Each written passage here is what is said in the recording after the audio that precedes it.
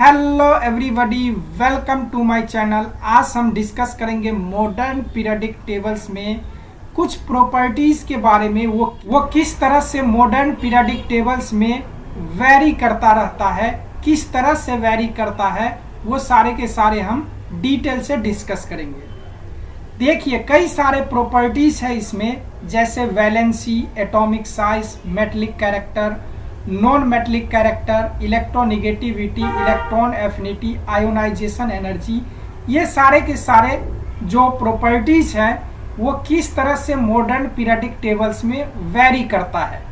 ये exam point of view से very important है। हर एग्जाम में इससे रिलेटेड क्वेश्चन आता ही आता है, तो इसलिए हम इसको अच्छी तरह से समझ के करते हैं। सबसे पहले हम बात करेंगे वैलेंसी के बारे में। वैलेंसी होता क्या है? Valency may be defined as the combining capacity of atom of an element with atom of other element in order to acquire the stable configuration, that is 8 electron in valence shell, in some special cases 2 electrons. अब इसका मतलब क्या हुआ? देखिए, इसका मतलब क्या हुआ, जितने भी एटम्स होता है वो ये चाहता है कि उसका ऑर्बिट जो है बिल्कुल स्टेबल रहे, यानी उसके आउटर मोस्ट ऑर्बिट का जो इलेक्ट्रॉन है वो बिल्कुल उसका ऑक्टेट पूरा का पूरा फुल हो जाए और वो स्टेबल हो जाए। सारे के सारे एटम यही चाहता है। और इसके लिए कुछ एटम ये चाहता है कि दूसरे एटम से इलेक्ट्रॉन ले ले या शेयर कर ले। जैसे कि हम इसको समझते हैं, सोडियम है, यहाँ पे सोडियम है, सोडियम का एटॉमिक नंबर 11 है। तो 11 है तो इसका एटॉमिक स्ट्रक्चर 2 8 1। तो इसके लास्ट ऑर्बिट में इलेक्ट्रॉन कितना बचता है? 1 बचता है। अब होना कितना चाहिए? इसको कंप्लीट करने के लिए ऑर्बिट को 8 होना चाहिए, लेकिन इसके पास कितने इलेक्ट्रॉन है? 1 इलेक्ट्रॉन है। अब ये चाहेगा 1 इलेक्ट्रॉन इसके पास है लास्ट ऑर्बिट में, या तो ये दूसरे से 7 इलेक्ट्रॉन लेगा या 1 इलेक्ट्रॉन किसी को दे सकता है, तो ये स्टेबल हो जाएगा। तो इसमें आसानी क्या होगा? तो इसमें देखिए, इसको ऑक्टेट पूरा करने के लिए दूसरे से 7 इलेक्ट्रॉन लेना पड़ेगा। वैसे किसी को 1 इलेक्ट्रॉन डोनेट कर देगा ये, तो इसका ऑक्टेट पूरा हो जाएगा। तो ऐसे में ये क्या करेगा, किसी एक को इलेक्ट्रॉन ये दे देगा, तो इसका ऑक्टेट आसानी से पूरा हो सकता है। तो ये लास्ट ऑर्बिट में इसका इलेक्ट्रॉन ये है, ये इलेक्ट्रॉन ये किसी को दे देगा, तो इसलिए इसका जो वैलेंसी है वो 1 होगा, यानी 1 इलेक्ट्रॉन ये देके अपना ऑक्टेट ये पूरा करेगा। तो ये इसका वैलेंसी हो गया। मैग्नीशियम के साथ भी कुछ ऐसे ही है। मैग्नीशियम 12 होता है तो इसके लास्ट ऑर्बिट में 2 इलेक्ट्रॉन होगा, तो वो किसी को दे सकता है। एल्युमिनियम के साथ भी ऐसे ही है। एल्युमिनियम भी क्या करेगा, इसके लास्ट ऑर्बिट में 3 इलेक्ट्रॉन होगा। ये भी चाहेगा किसी को इलेक्ट्रॉन दे दूं तो हमारा ऑक्टेट पूरा कर देगा, तो इसका वैलेंसी 3 हो जाएगा। यहाँ पे सिलिकॉन का आप देख सकते हैं, इसका जो है लास्ट ऑर्बिट में 4 इलेक्ट्रॉन बचता है और ऑक्टेट पूरा करने के लिए इसको 4 चाहिए। या तो ये 4 किसी से ले लेगा या 4 किसी को दे देगा, तो इस तरह से इसका भी वैलेंसी 4 हो जाएगा। अब यहाँ पे बात करते हैं फॉस्फोरस की। फॉस्फोरस का एटॉमिक नंबर कितना होता है? 15 होता है। तो इसका एटॉमिक स्ट्रक्चर क्या हो जाएगा? 2 8 और 5 ये होगा। तो इसके लास्ट ऑर्बिट में कितना इलेक्ट्रॉन है? 5 इलेक्ट्रॉन है। इसको ऑक्टेट पूरा करने के लिए 8 इलेक्ट्रॉन होना चाहिए लास्ट ऑर्बिट में। या तो ये 5 इलेक्ट्रॉन किसी को दे देगा, फिर इसका ऑक्टेट पूरा हो जाएगा, या 3 इलेक्ट्रॉन किसी से ले लेगा तो ये ऑक्टेट पूरा कर लेगा। तो देखिए, इसमें क्या होगा कि ये 3 इलेक्ट्रॉन किसी से ले लेगा तो इसका ऑक्टेट पूरा हो जाएगा, ये इसके लिए आसानी रहेगा। ये 5 इलेक्ट्रॉन क्यों दे किसी को, 3 इलेक्ट्रॉन किसी से ले लेगा, वो इसके लिए बेहतर होगा। तो इसलिए फास्फोरस का जो वैलेंसी होता है वो 3 हो जाता है। इसी तरह अगर हम सल्फर की बात करें तो सल्फर का आउटर मोस्ट इलेक्ट्रॉन कितना होता है, सल्फर का लास्ट ऑर्बिट में जो इलेक्ट्रॉन होता है वो 6 होता है। अब ये क्या करेगा, ये ऑक्टेट पूरा करने के लिए क्या करेगा, या तो 6 किसी को दे देगा या 2 किसी से ले लेगा। तो 6 तो देगा नहीं किसी को, तो ये 2 किसी से ले लेगा। तो यानी वो शेयरिंग करने के लिए, अपने ऑक्टेट पूरा करने के लिए जब कोई एटम इलेक्ट्रॉन लेता है जितना या देता है, वो उसका वैलेंसी कहलाता है। या तो इलेक्ट्रॉन लेता है या देता है तो वो उसका वैलेंसी कहलाता है। तो यहाँ पे सल्फर क्या करेगा, 2 किसी से ले लेगा तो वो इसका वैलेंसी हो गया। क्लोरीन में भी कुछ ऐसे ही है। क्लोरीन का लास्ट ऑर्बिट में कितना इलेक्ट्रॉन होता है, 7 होता है। अब ऑक्टेट पूरा करने के लिए ये 7 किसी को तो दे तो नहीं सकता है, ये इसके लिए आसान होगा किसी से 1 इलेक्ट्रॉन ले लेना। तो इसलिए ये किसी से 1 इलेक्ट्रॉन ले लेता है और ऑक्टेट पूरा कर लेता है, तो इसका वैलेंसी 1 हो गया। तो समझ में आ गया होगा कि वैलेंसी क्या होता है। तो इस तरह से पूछ दिया जाता है एग्जाम में कि पीरियोडिक टेबल में वैलेंसी किस तरह से वैरी करता है। देखिए वैलेंसी जो होता है वो ग्रुप में क्या होता है, सेम रहता है। यहां से अगर बात करें इसका वैलेंसी कितना होगा, तो वैलेंसी किसी पर्टिकुलर ग्रुप में सेम रहता है। जैसे यहाँ पे लिथियम है, लिथियम 2 1, सोडियम का एटॉमिक नंबर कितना होता है, 11 होता है। तो 2 8 1, लास्ट ऑर्बिट में 1, इसके भी लास्ट ऑर्बिट में 1। तो किसी भी ग्रुप में जो वैलेंसी होता है वो सेम होता है, क्योंकि ग्रुप के अंदर किसी भी ग्रुप में उसके लास्ट ऑर्बिट का जो इलेक्ट्रॉन होता है वो सेम होता है। किसी भी पर्टिकुलर ग्रुप में अगर देखें तो उसका लास्ट ऑर्बिट का जो इलेक्ट्रॉन होता है वो सेम होता है। तो इस वजह से वैलेंसी किसी ग्रुप में सेम होता है। अगर हम पीरियड की बात करें, पीरियड में क्या होता है, शुरू में इंक्रीज करता है, शुरू में क्या होता है, इंक्रीज करता है, उसके बाद डिक्रीज करना शुरू कर देता है। देखिए किसी पीरियड में क्या होता है कि लिथियम बेरिलियम यहां से बढ़ता जाता है, बढ़ता जाता है, यहाँ कार्बन तक ठीक है। उसके बाद क्या होता है, यहां से घटना शुरू कर देता है और घटते घटते नोबेल गैस तक चला जाता है जो कि 0 होता है। इट मींस वैलेंसी जो है मॉडर्न पीरियोडिक टेबल्स में क्या होता है, टॉप टू बॉटम, यानी ग्रुप में टॉप टू बॉटम अगर हम आते हैं तो वैलेंसी सेम रहता है।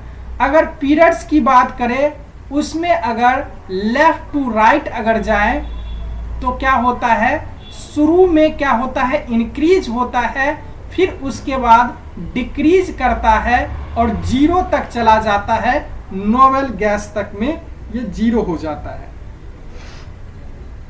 क्योंकि नोबेल गैस की वैलेंसी 0 होती है। तो इस तरह से वैलेंसी वेरी करता है। उसके बाद हम बात करेंगे एटॉमिक साइज के बारे में। एटॉमिक साइज क्या होता है, it refer to distance between the centre of nucleus of an isolated atoms to its outer most shell containing electron. इसका मतलब ये हुआ आइसोलेटेड एटम। आइसोलेटेड एटम यानी एक एटम की, इंडिविजुअल एटम की मैं बात कर रहा हूं। आइसोलेटेड मीन्स इंडिविजुअल एटम की बात हो रही है। तो इसमें क्या होगा, किसी एटम का उसके सेंटर, सेंटर में न्यूक्लियस जहां पे रहता है, न्यूक्लियस से लेके उसके आउटर मोस्ट सेल तक का जो डिस्टेंस होता है उसको कहा जाता है एटॉमिक साइज। और ये डिस्टेंस एटॉमिक रेडियाई भी कहलाता है। तो जितना बड़ा रेडियस होगा उतना बड़ा साइज होगा। तो अब हम बात करेंगे एटॉमिक साइज जो होता है मॉडर्न पीरियोडिक टेबल में किस तरह से वैरी करता है। तो देखिए, किसी पर्टिकुलर ग्रुप में क्या होता है, टॉप टू बॉटम इंक्रीज करता है, यानी ऊपर से अगर नीचे आए किसी ग्रुप में तो एटॉमिक साइज क्या होता है, किसी एटम का बढ़ता जाता है।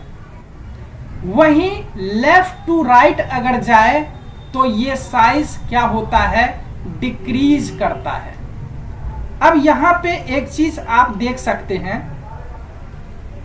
यहां पे जैसे कि हाइड्रोजन है, लिथियम है, सोडियम है, पोटेशियम है, इस तरह से अगर हम नीचे आते हैं तो क्या होता है, एटॉमिक नंबर बढ़ता जाता है। और इस तरफ अगर जाते हैं तो इस तरफ भी साइज बढ़ता जाता है। लेकिन एटॉमिक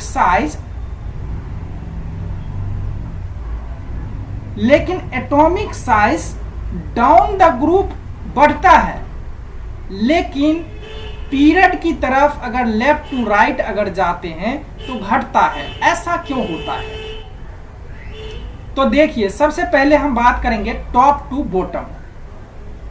टॉप टू बॉटम जैसे जैसे हम आते हैं क्या होता है, पहले पीरियड में आए, दूसरे पीरियड में आए, तीसरे पीरियड में आए, चौथे पीरियड में आए, तो इससे क्या होता है, नंबर ऑफ सेल इंक्रीज होता रहता है। यानी जितना पीरियड आगे बढ़ते जाते हैं उसमें क्या होता है, नंबर्स ऑफ सेल बढ़ता जाता है।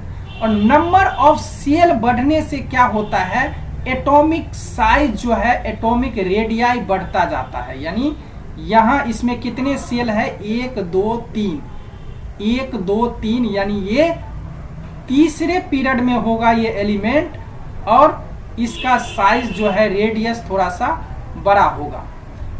ये इसका अगर बात करें 1 2, यानी इसके अंदर 2 सेल है, तो इसका मतलब ये दूसरे पीरियड में होगा, तो इसका एटॉमिक रेडियस थोड़ा सा छोटा होगा इसके कंपैरिजन में।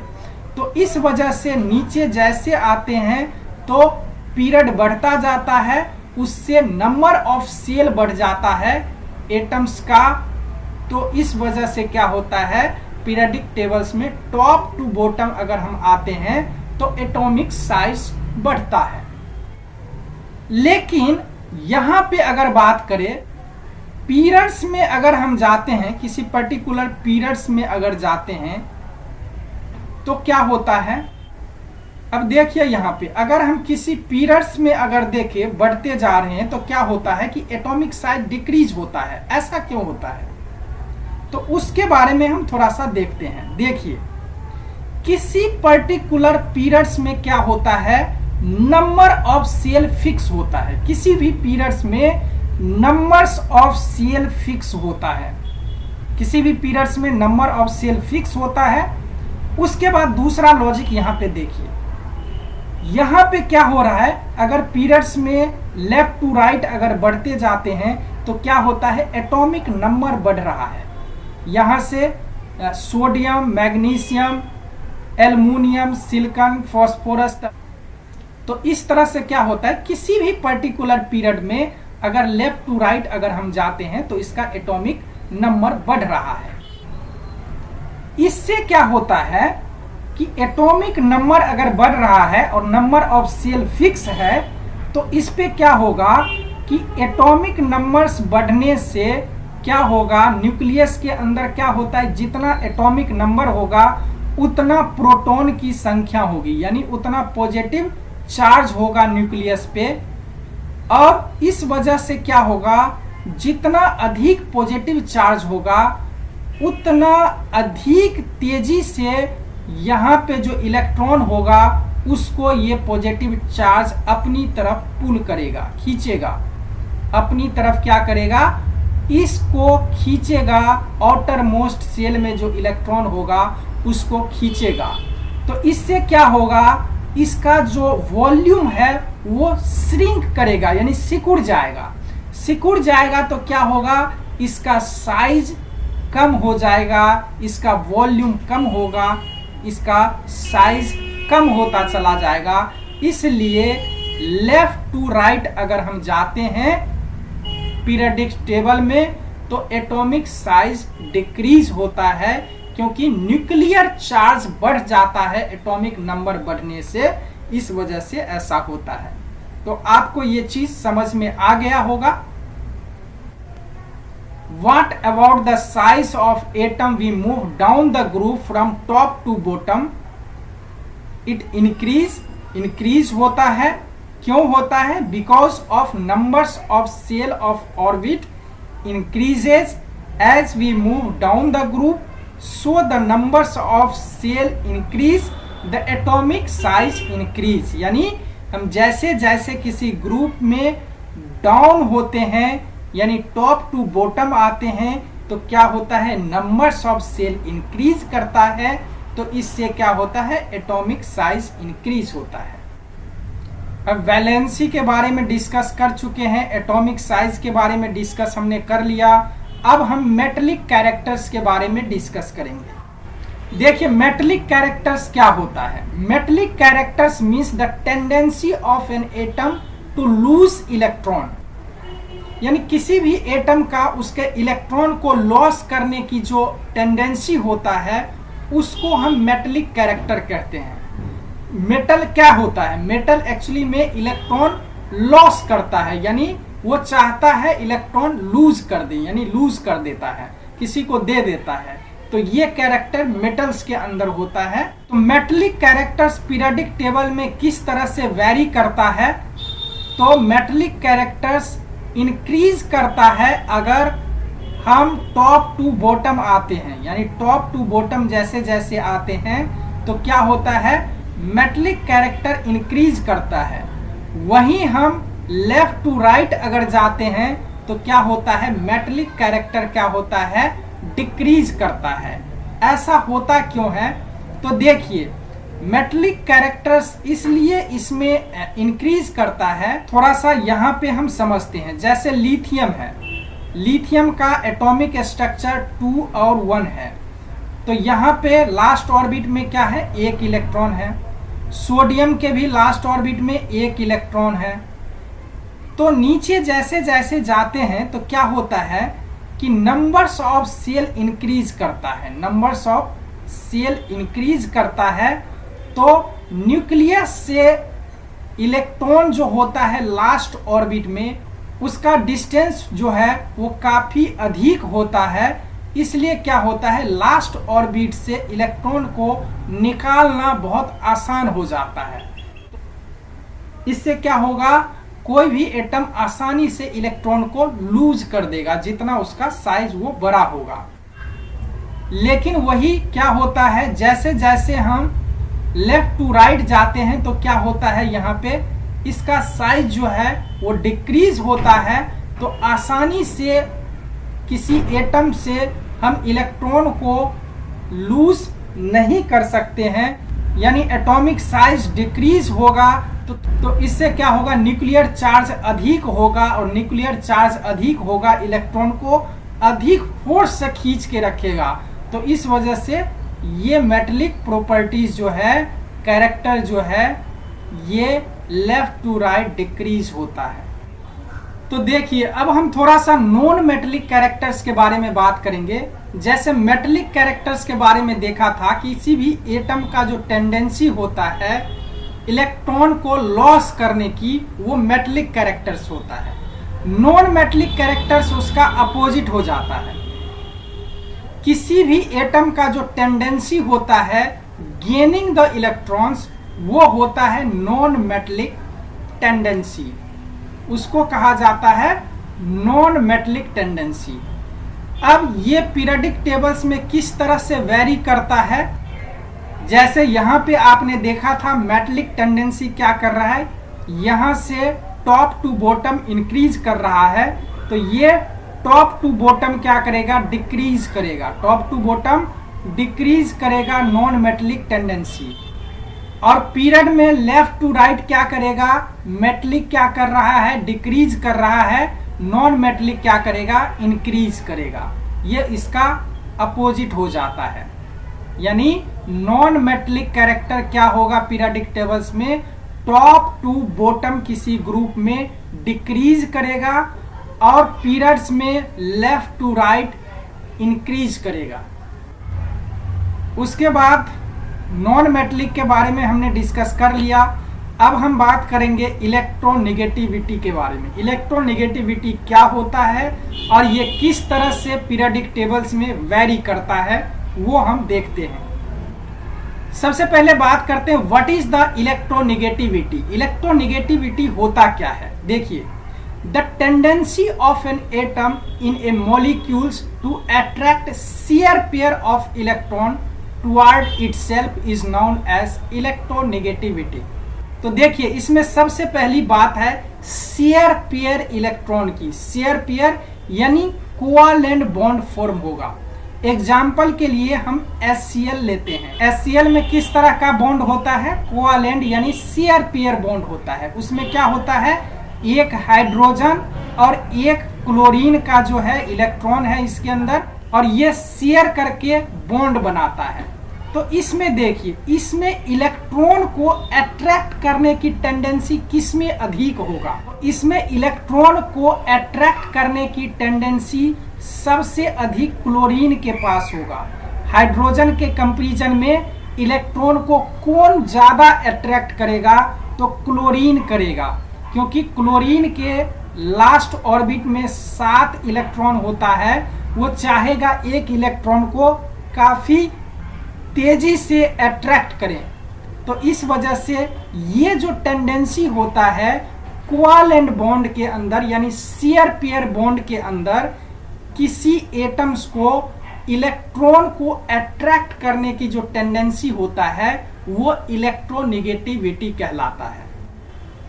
अब इलेक्ट्रोनेगेटिविटी किस तरह से वेरी करता है पीरियोडिक टेबल्स में वो हम देखते हैं। देखिए इलेक्ट्रोनेगेटिविटी किस तरह से वेरी करता है। किसी पर्टिकुलर ग्रुप में अगर टॉप से बॉटम की तरफ आए तो ये क्या होता है, डिक्रीज करता है। इलेक्ट्रोनेगेटिविटी डिक्रीज करता है क्योंकि साइज बहुत ज्यादा बढ़ जाता है, और साइज बढ़ने से क्या होता है, न्यूक्लियर पे जो चार्ज होता है वो इलेक्ट्रॉन से काफी दूर होता है, तो इसको खींचने में उतना समर्थ नहीं होता है। तो इस वजह से अगर टॉप टू बॉटम जाते हैं तो इलेक्ट्रोनेगेटिविटी डिक्रीज करता है। वहीं किसी पीरियड में लेफ्ट टू राइट अगर जाते हैं तो क्या होता है, ये टेंडेंसी इंक्रीज करता है। क्यों इंक्रीज करता है, क्योंकि लेफ्ट टू राइट अगर जाते हैं तो इसका एटॉमिक साइज क्या होता है, डिक्रीज करता है, और न्यूक्लियस के अंदर काफी अधिक चार्ज होता है और काफी अधिक तेजी से उसको खींच सकता है। इसलिए इलेक्ट्रोनेगेटिविटी पीरियोडिक टेबल्स में क्या होता है, टॉप टू बॉटम डिक्रीज करता है और लेफ्ट टू राइट जो है इंक्रीज करता है। इलेक्ट्रोनेगेटिविटी क्या होता है, ये इनवर्सली प्रोपोर्शनल होता है एटॉमिक साइज का। अगर एटॉमिक साइज अधिक होगा तो इलेक्ट्रोनेगेटिविटी कम होगा। तो देखिए इलेक्ट्रोनेगेटिविटी से बहुत बार क्वेश्चन पूछा जाता है। एक बहुत ही फेमस क्वेश्चन है कि पीरियोडिक टेबल में सबसे अधिक इलेक्ट्रोनेगेटिव एलिमेंट्स कौन सा है, तो वो है फ्लोरीन। फ्लोरीन जो है वो सबसे अधिक इलेक्ट्रोनेगेटिव एलिमेंट होता है पीरियोडिक टेबल्स में। यानी इसका जो कैपेसिटी होता है शेयर पेयर बॉन्ड के अंदर इलेक्ट्रॉन को अट्रैक्ट करने की जो क्षमता है वो सबसे अधिक होता है। तो इस वजह से इसका इलेक्ट्रोनेगेटिविटी सबसे अधिक होता है। उसके बाद हम बात करेंगे इलेक्ट्रॉन एफिनिटी के बारे में। इलेक्ट्रॉन एफिनिटी क्या होता है, तो सबसे पहले इसको हम देखते हैं इसका डेफिनेशन को।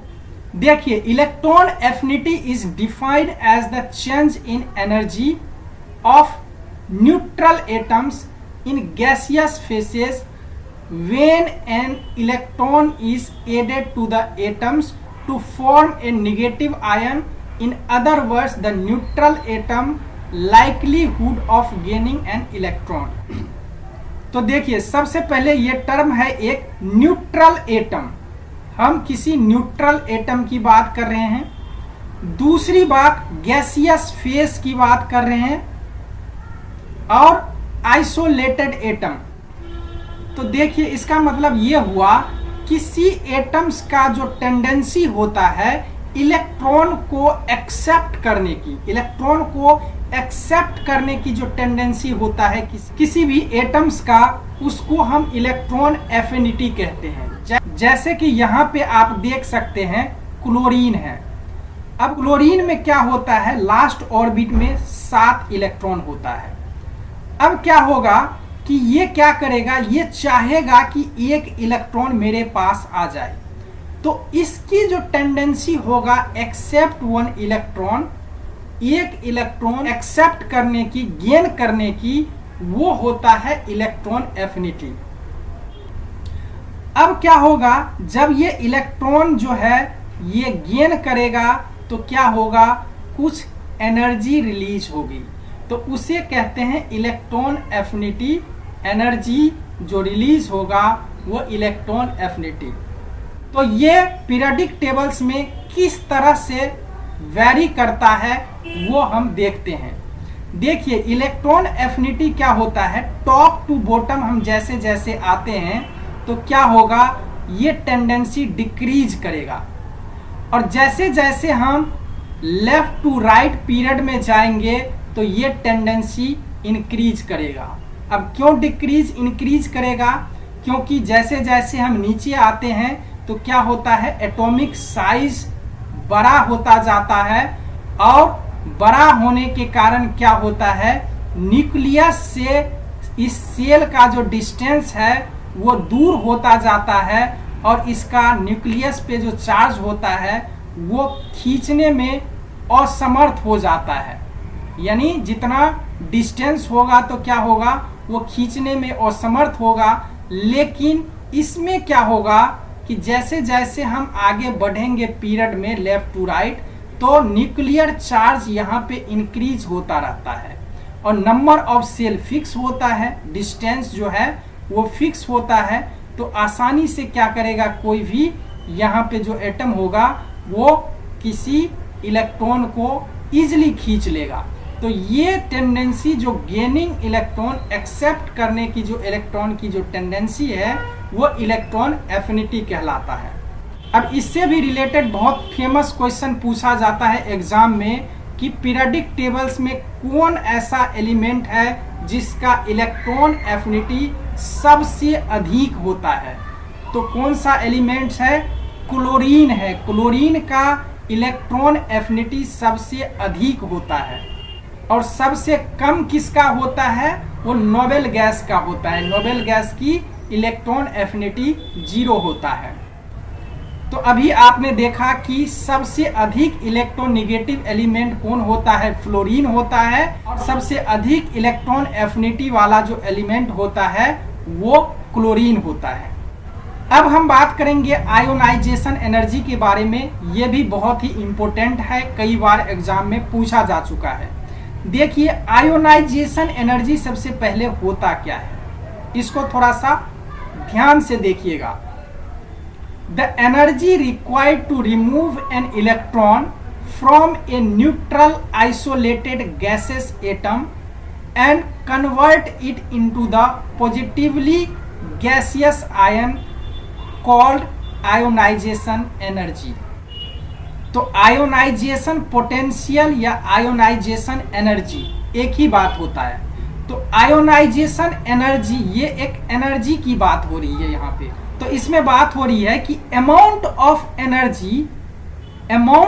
एनर्जी की बात हो रही है, जो कि न्यूट्रल आइसोलेटेड गैसेस स्टेट का जो एटम होगा, यानी न्यूट्रल होगा नो चार्ज, आइसोलेटेड होगा यानी इंडिविजुअल एटम होगा, और गैसियस स्टेट में होगा, उस एटम की कंडीशन की बात कर रहे हैं।